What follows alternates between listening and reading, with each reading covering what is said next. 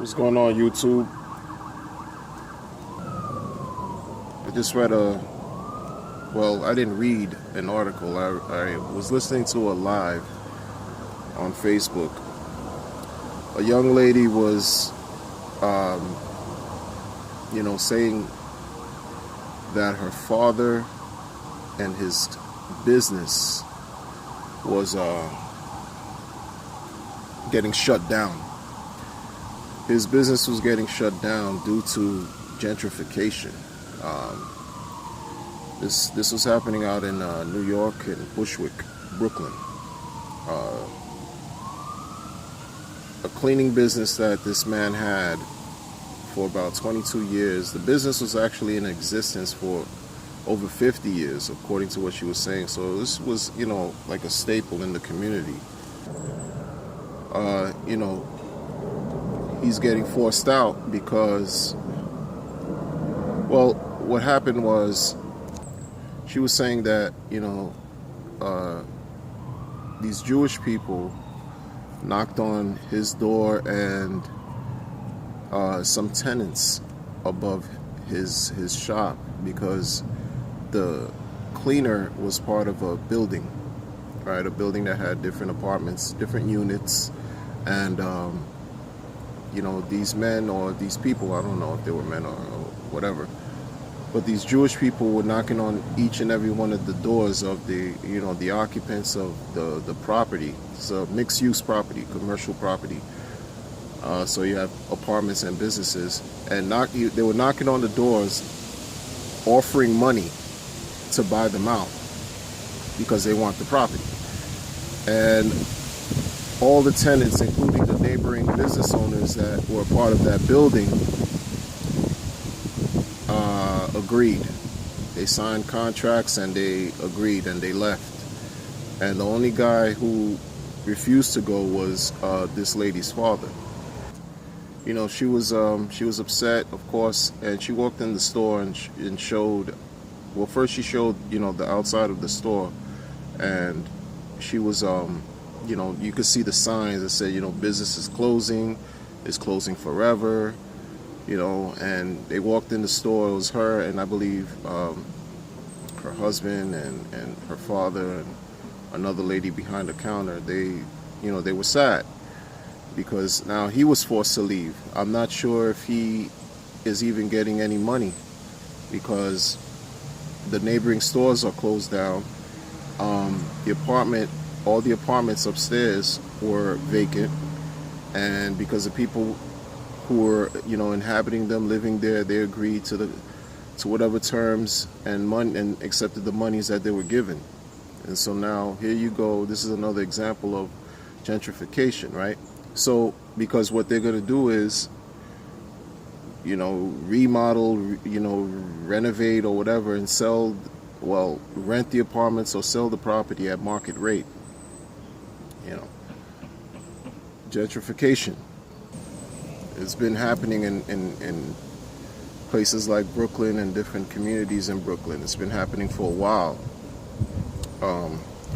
And now, the girl, she was saying that, her father and her family, they're God-fearing people, and they know God will, provide, right? So the problem with what I was hearing, just in my opinion, why sign contracts if you don't understand what you're signing, because there's certain situations similar to that where people have been offered money, right? You have renters, folks who've been offered money, even homeowners have been offered money, and to relinquish their property or give their homes up, and they with the idea.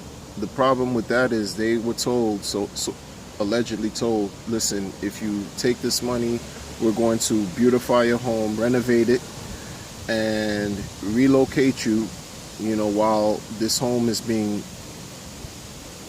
renovated, and they could come back.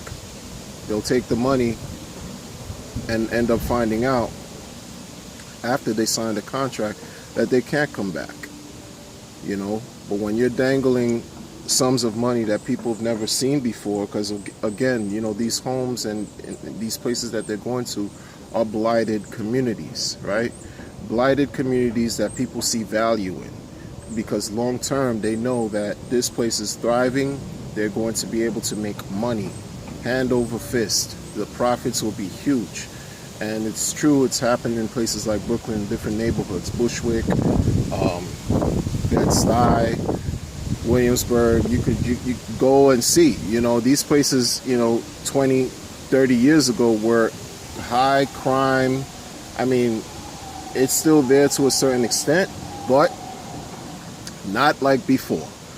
So you're going into neighborhoods where it's blighted, where you have poverty at an all-time high, you have crime, you have drugs, all types of stuff going on. The people are impoverished, they're struggling, and you dangle a bag of money in front of them, they'll get excited. They'll say, oh yes, this is our opportunity. We're rich now, we can just leave and do whatever and leave this place behind. And you're talking about places that they've been in for decades. Folks have been living in these communities for decades, for generations. And once you offer them, let's say, $25,000, $50,000 at one time, they think they're rich. They could go somewhere else and live a good life, and find out they can't even come back to their home, or find out that the monies that they were offered and they took was spent right away in an instant, and it's gone. And this is what people do who don't allow themselves to have the information and use resources that are available to them to protect themselves from experiencing hardships like that. You're already going through hard times, right? And then you see this bag of money dangling in front of you. You're thinking, oh, this is an opportunity. But wait, you're not reading the contract, right? You're not using a professional like an attorney, someone who's well versed in contractual agreements, who can review it with you and tell you, listen, this is what you're doing. If you sign this, this is what this will mean. They don't do that, right? Because of the money. They see the money, and then they find out they can't come back to their community. So this gentleman, now he's forced to leave. And from what you were saying, the equipment that's in that cleaning store was worth more in value than the monies he was being offered when they were trying to buy him out. And now he has to go. And it's crazy, because he has to go now because the owners own the entire property because everyone else left except him.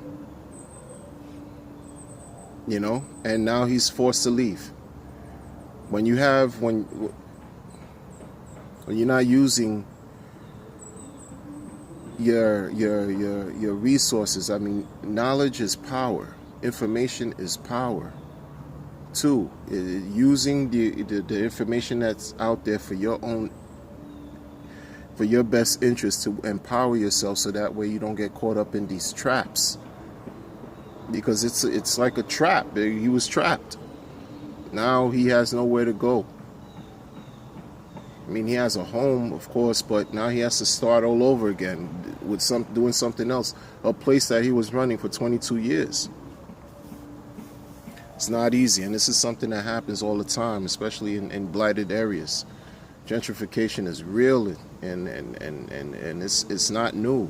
And my issue with that was, this is not the first time he saw the signs of gentrification happening in Bushwick, Brooklyn. So what preventive measures did he take, or did they take, just in case something like that would come to them, or will present itself to them? How would they respond accordingly, to protect themselves and protect their interests? They didn't do that. They didn't do that. So it's a hard lesson. A hard lesson to experience when you're trying to do the right thing, you're trying to feed your family, you're trying to take care of yourself, you're running your own business, and then next thing you know, you're faced with a situation like this, and you don't have legal representation, you don't have the resources, or you're not using them.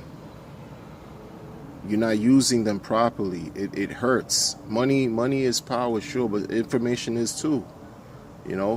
Information is too, because that money was power in a sense where people saw it and they say, oh yes, I could do this with this money, but not understanding that money can go in an instant. That money could just go, and then you're left with nothing. You're left without a business. You're left without a home, a place that you've lived in for decades. You have to start all over again, back to square one, and it hurts.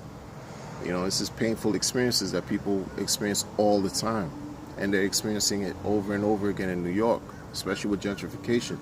Poor people are being pushed out, they say, right? But this is an example of another case where why they're being pushed out. And even in certain housing, certain government programs like New York City Housing Authority projects, you have people in the projects paying at market rate rent, you know, $1,200, $1,300, $1,400 for a 2-bedroom apartment in the PJs, in the P's, in the projects in New York. It's real.